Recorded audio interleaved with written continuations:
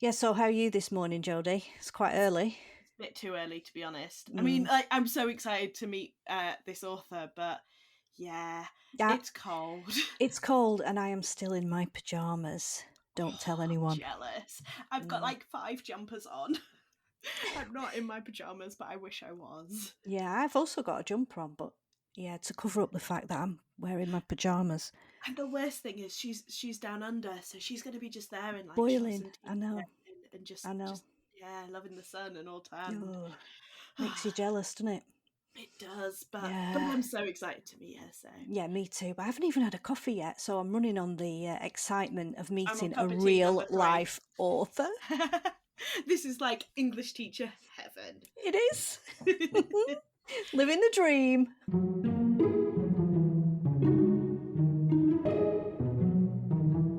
It's your own time you're wasting. Ramblings from Beyond the Classroom with Marie and Jodi. So, I'm going to assume as an English teacher that you are in fact a keen reader. What sort Indeed. of things do you read? I love, obviously, I love fiction and non-fiction actually, and I really like fantasy novels. Very into the history of witches and things like that. Ooh. Um, so, and I like a good old murder mystery as well. Yeah, same. I like mostly kind of fantasy or like escapism books, or books that are entirely unrealistic. Yeah, Because it's all about getting out of real life for me. yeah. So I was obviously a massive Potterhead. I queued up until midnight to get the book and Oh, everything along Jodi, those lines. that's lovely. I yeah, I like all the stuff that is in a completely different world. That's Yeah. kind of where I'm happy. Although having said that, some of the books that I'm reading at the minute are not like that at all. So do you read young adult fiction or? Yes, I do.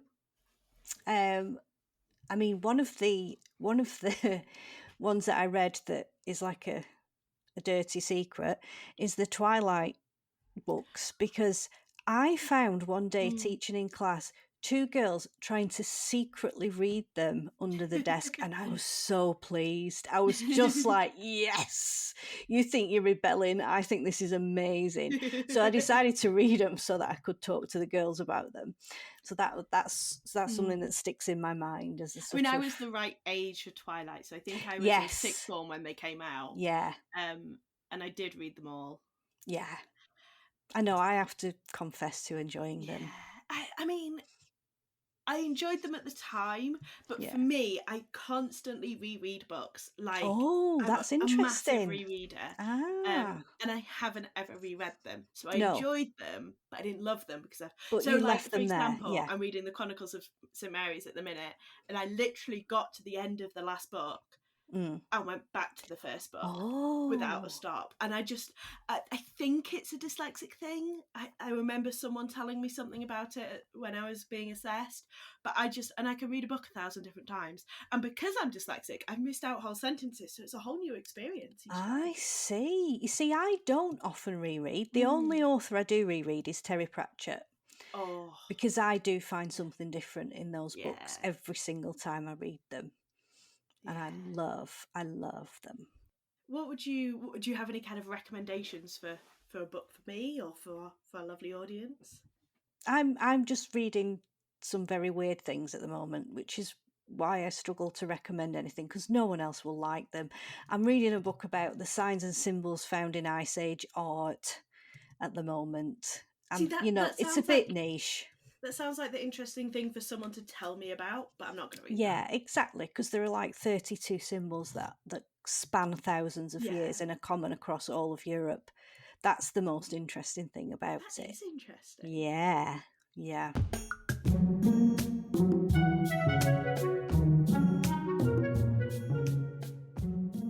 So we have an amazing guest today coming all the way from Australia, which is why we're up so early.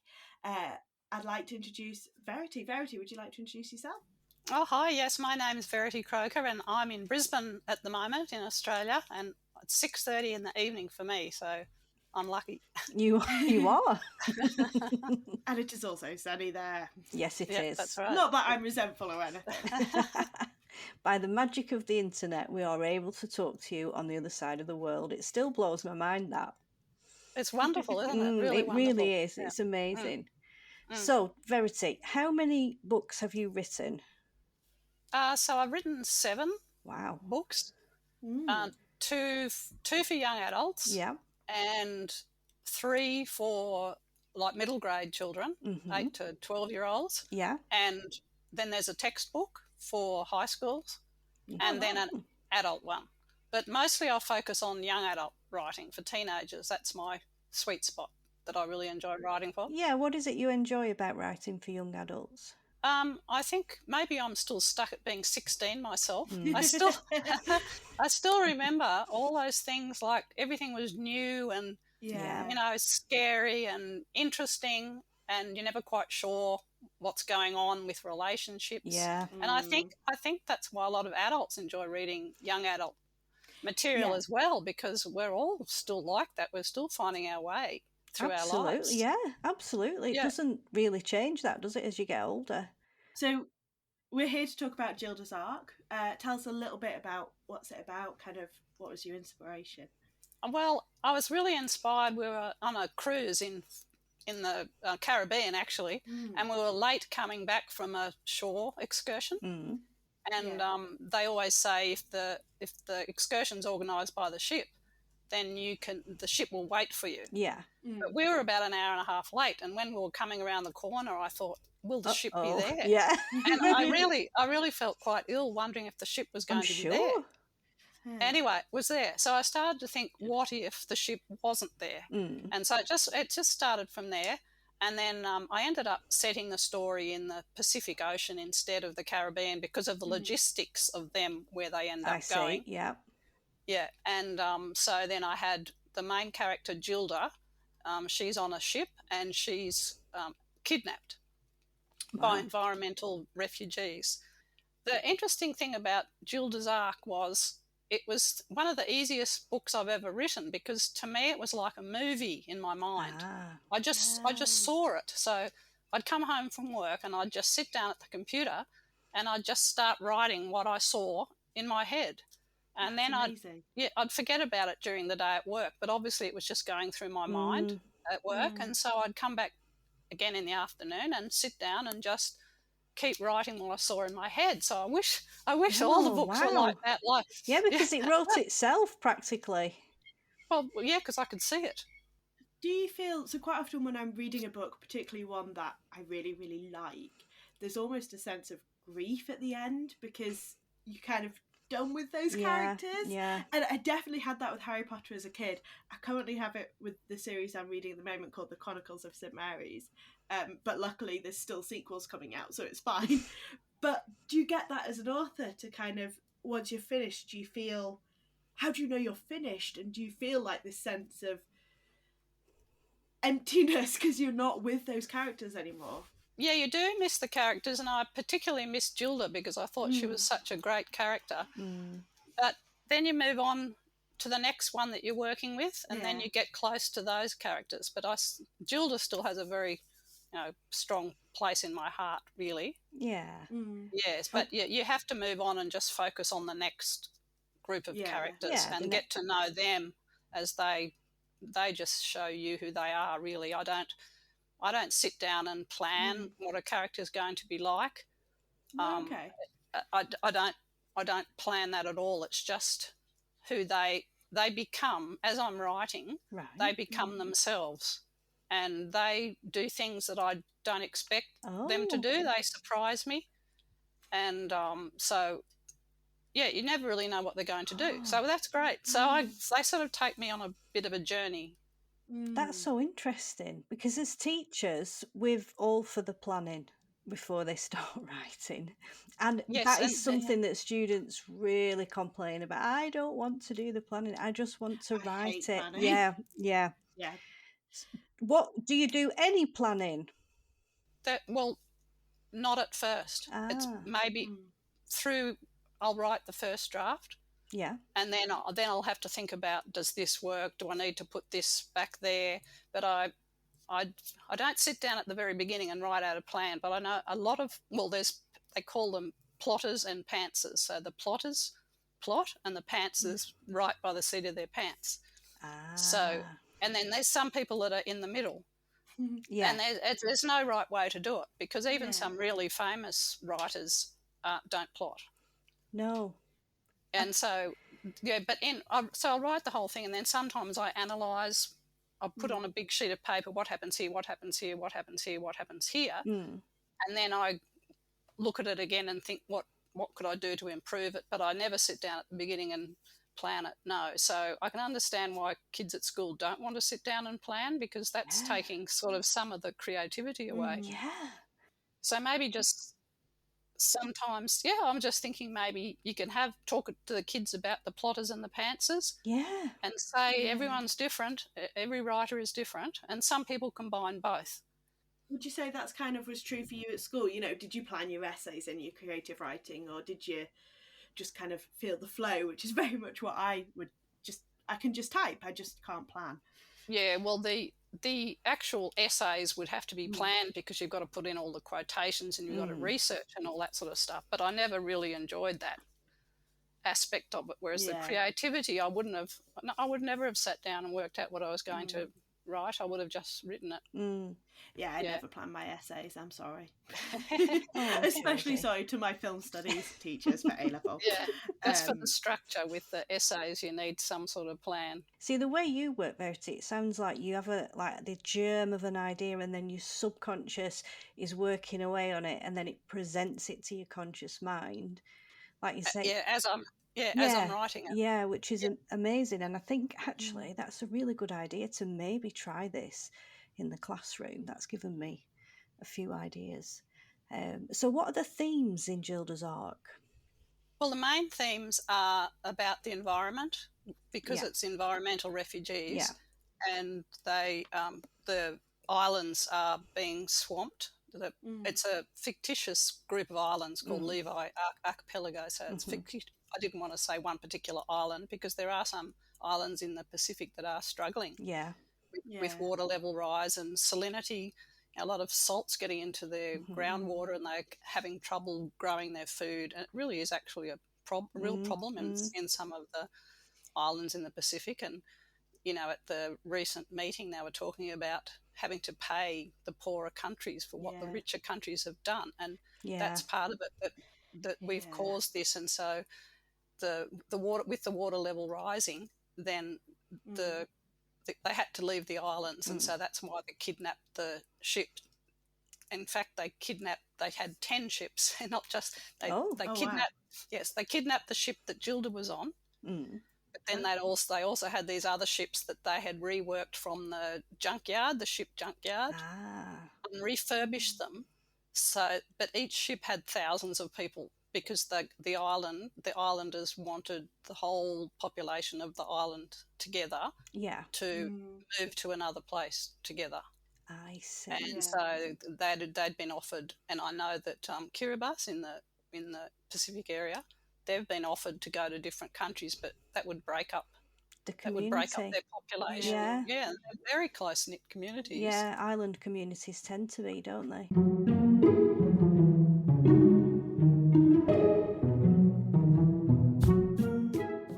Do you visit schools to talk about your work, or do book readings, or I do book readings, and I do festivals. I've been on some panels at festivals, and that's really good fun. Yeah, really enjoy that. Brilliant. And what are your memories of reading when you were at school? Oh, I just absolutely loved it.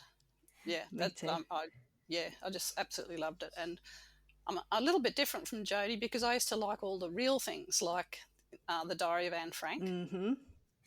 And I Am David. Did you know that story? Yeah. I Am David. Yeah. Yeah. Nope. Yeah.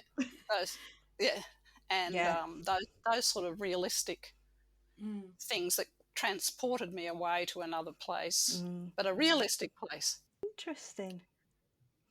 How do you tackle kind of representation in your book? Because it's such an important thing now, and there's some criticism of some of the classics and the kind of more modern Yeah. classics of not being representative of the different voices and the different identities kind of in the world.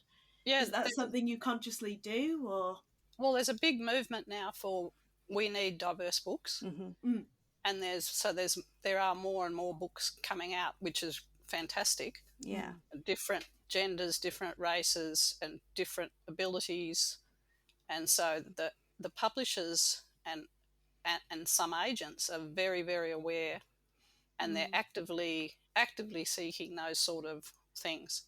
There's more and more books being published now that are representing diversity, which is fabulous, and there'll be more and more of that in the future.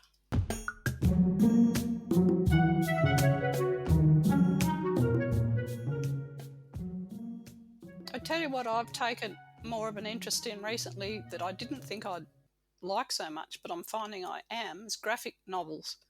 So I was sort of a bit resistant initially because I was thinking they're sort of like comics, Yeah. Sort of glorified comics. But I've read some really, really good ones recently, and I'm really now.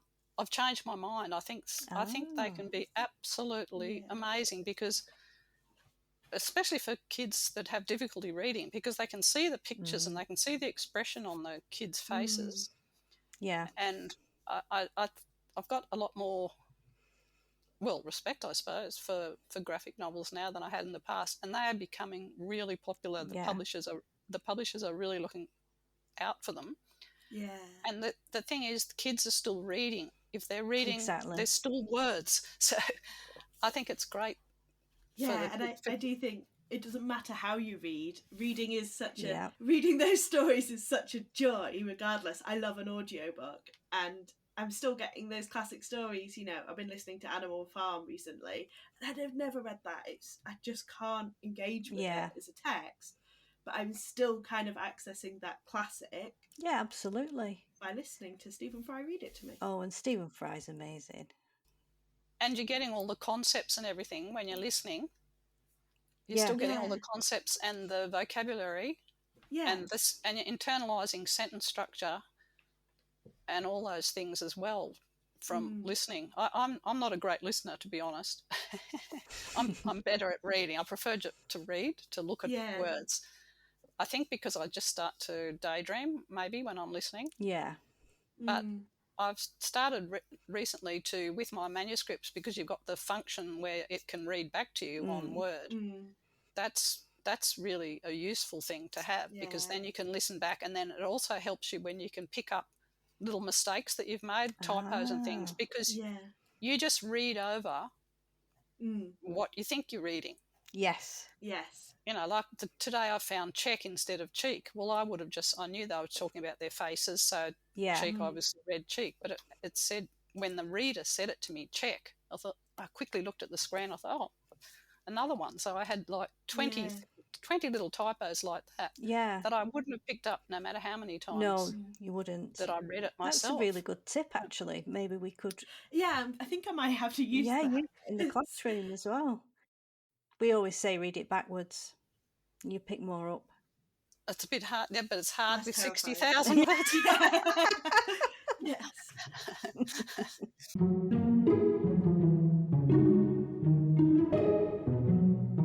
It's your own time you're wasting. Ramblings from Beyond the Classroom with Marie and Jodi. There's not a lot they don't know about teaching.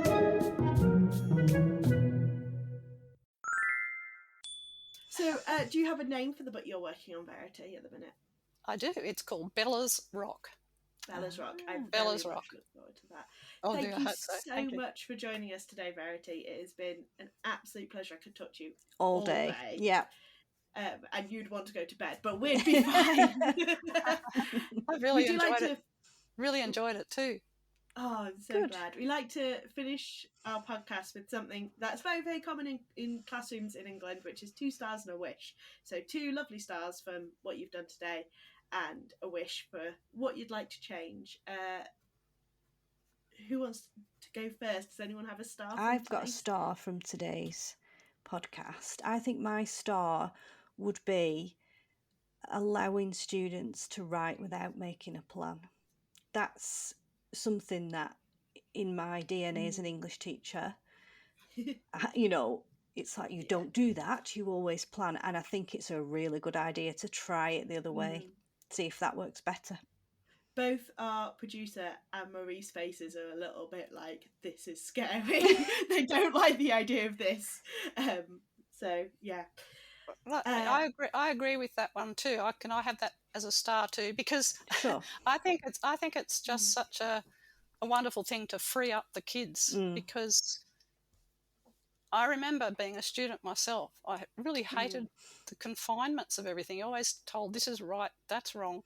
Yeah. And if you're just freed up.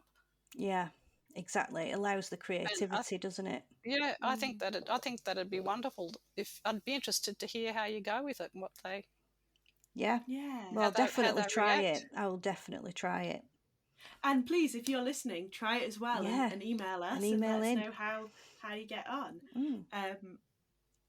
I think my star is going to be to let people bring in the media and bring in kind of read stories and absorb stories in a way that works for them, whether it's a graphic novel or whether it's an audio book or, you know, whatever works for them. Yeah. They're still the stories, and they're still kind of, it doesn't have to be paper. They can be whatever works for them. Yeah, and exactly. Let people explore that, because I didn't realise audiobooks was the way forward until a couple of years ago. So yeah. What would our wish be for reading in schools then? I guess that was my wish, really, not my star. I guess so. My wish, I think, would just be that I feel like schools are very pressured in terms of time, and there's not much space to just sit and read in school. And I think I'd like to see more of that. Yes. Yeah, if time can be freed up for reading, and a real wide variety of material for the kids to choose from themselves. Yeah. And for everyone to have access to those books. And there's been some amazing projects to like that. So in Rotherham near us, Dolly Parton's Imagination Library is a big thing.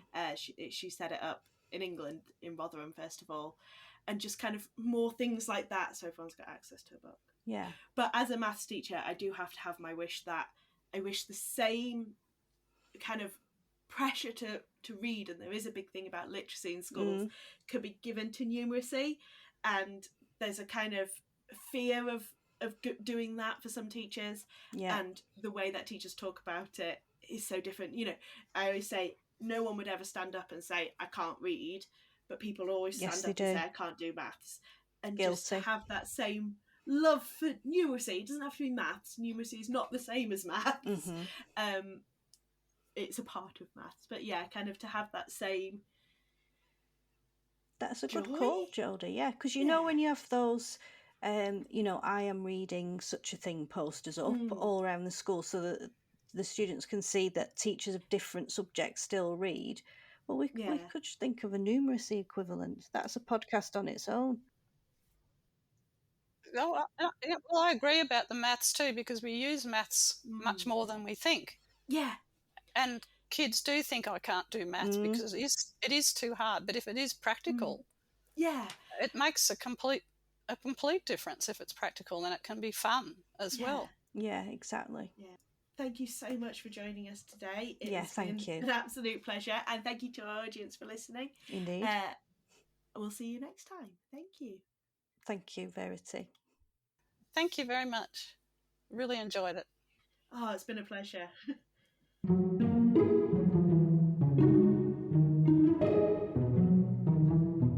This podcast is proudly produced by Beyond. Please bear in mind the views and opinions expressed are those of individuals and may not represent those of Beyond or Twinkle.